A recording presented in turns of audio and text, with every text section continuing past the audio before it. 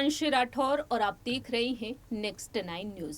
जैसा कि आप सभी जानते ही हैं कि महाराष्ट्र में इस वक्त शिवसेना के दोनों ही गुटों के बीच जंग छिड़ी हुई है। शिवसेना के चुनाव चिन्ह धनुष बाण को लेकर। ऐसे में देखा जाए तो यहाँ पर उद्धव ठाकरे का गुट और शिंदे का गुट लगातार एक दूसरे पर हमला बोलते हुए दिखाई दे रहा है, एक दूसरे पर पलटवार करते हुए नजर आ रहा है और साथ ही साथ यहाँ पर देखने को मिल रहा है कि किस तरीके से यहाँ पर सुप्रीम कोर्ट के फैसले से काफी ज्यादा हलचल मच चुकी है। दरअसल 27 सितंबर के दिन जब शिवसेना पर अपना फैसला सुना दिया सुप्रीम कोर्ट ने कि चुनाव आयोग ही अब ये फैसला करेगा कि आखिरकार शिवसेना का चुनाव चिन्ह किसे आवंटित किया जाएगा, उद्धव ठाकरे के गुट को या फिर एकनाथ शिंदे के गुट को। लेकिन इसी बीच देखा जाए तो कहीं ना कहीं अब मुश्किलें बढ़ती हुई दिखाई दे रही हैं महाराष्ट्र नवनिर्माण सेना के प्रमुख राज ठाकरे की। जी हाँ, राज ठाकरे का गुट भी अब कमजोर पड़ता हुआ नजर आ रहा है। ऐसा इस वजह से क्योंकि एकनाथ शिंदे के गुट में न सिर्फ उद्धव ठाकरे के गुट के विधायक, पार्षद, सांसद और पदाधिकारी शामिल होते हुए नजर आ रहे हैं,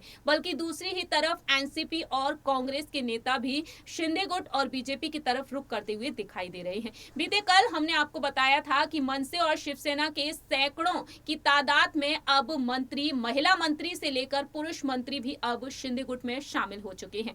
ऐसे में देखा जाए तो आगामी बीएमसी चुनाव को ध्यान में रखते हुए राज ठाकरे जगह जगह का दौरा कर रहे हैं और आगामी बीएमसी चुनाव में जीत हासिल करने के लिए राज ठाकरे और उनके बेटे अमित ठाकरे भी डंके की चोट पर कई बड़े ऐलान कर रहे हैं। जहां एक तरफ दावा ये किया गया कि कहीं ना कहीं शिंदे गुट के साथ मिलकर वह चुनाव लड़ेंगे, बीएमसी चुनाव वह साथ में लड़ेंगे, लेकिन दूसरी ही तरफ ये भी दावा किया गया था कि बीजेपी और यहाँ पर मनसे एक साथ मैदान में उतर सकती है। जब देवेंद्र फडणवीस, चंद्रशेखर बावनकुले और एकनाथ शिंदे से मुलाकात हुई थी राज ठाकरे की गणेश उत्सव के दौरान, उस वक्त अटकलें तेज हो गई थी कि कहीं ना कहीं वह बीजेपी या फिर शिंदे गुट की तरफ रुख कर सकते हैं। लेकिन अब यहां पर देखा जाए जिस तरीके से मनसे के तमाम नेता यहां पर अब शिंदे गुट में शामिल हो चुके हैं, जिसको ध्यान में रखते हुए अब राज ठाकरे कहीं ना कहीं एक बड़ी बैठक बुला सकते हैं। हाल ही में वह शिरडी पहुंचे थे, अपनी पत्नी शर्मिला ठाकरे के साथ साईं बाबा के दर्शन किए और इसके बाद अब राज ठाकरे यहां पर कई अहम फैसले लेते हुए देखे जा सकते हैं।